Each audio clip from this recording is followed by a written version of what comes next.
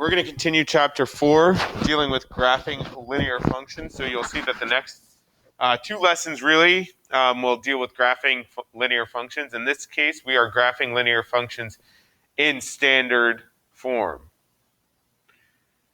So first core concept that's very important that a lot of people make a mistake with is the graphing of horizontal and vertical lines.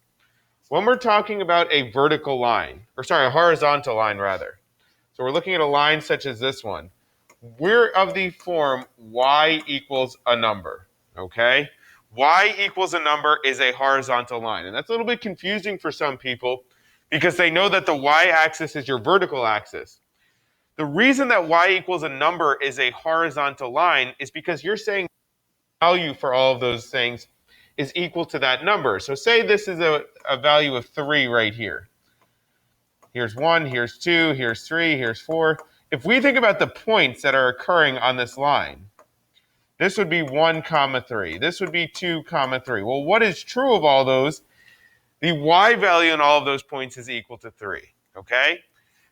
In addition, we have a y-intercept at that particular value. So y equals a number, star it, put it somewhere important, is a horizontal line. On the other hand, when we have x equals a number is a vertical line for the same reason that we just talked about.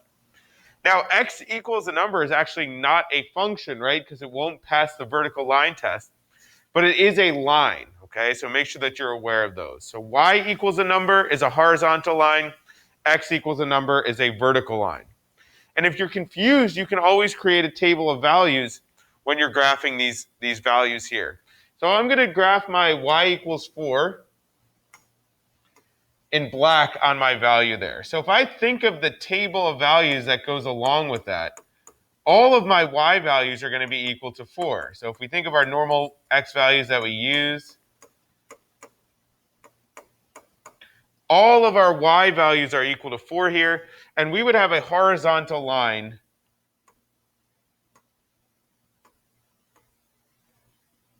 at 4. So that is the line y equals 4. Now in blue, I'm going to graph the line x equals 2. Now in this case, all of my x values, are negative 2. So negative 2, negative 2, negative 2, negative 2, negative 2, negative 2, and I have different y values. I could use the y values of negative 2, negative 1, 0, 1, and 2 if I wanted to, but I also know that this is just going to be a vertical line at negative 2. So I have negative 2, I have negative 2, 0. I have negative 2, 1. I have negative 2, 2. I have negative 2, negative 1. Negative 2, negative 2.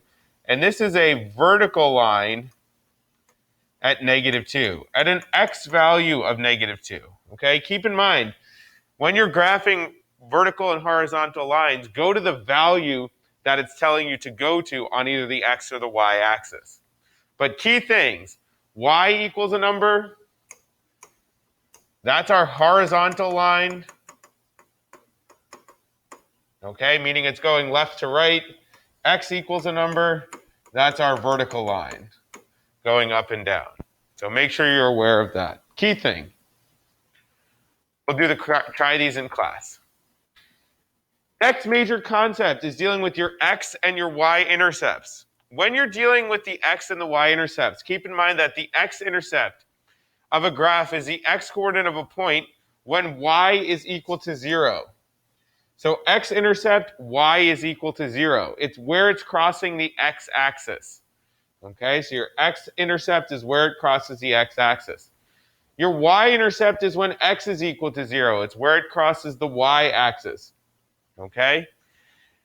Key part down below, make sure that you write, to graph a linear equation, ax plus by equals c. This is what's called standard form. Find the intercepts and draw the line that passes through the two intercepts. To find the x-intercept, we set y equal to 0 and we solve. To find the y-intercept, set x equal to 0 and solve. So when we're asked to graph by finding the intercepts, we have to set each of those values equal to 0 and solve. So let's take a look at an example here. This is in standard form. Standard form is ax plus by is equal to c. So to find our x-intercept, we set y equal to 0, and we solve. So I'm going to have 3x plus 4 times 0 is equal to 12. Some people think of it as like a cover-up method, where basically you're covering up that 4y part and you're solving for it.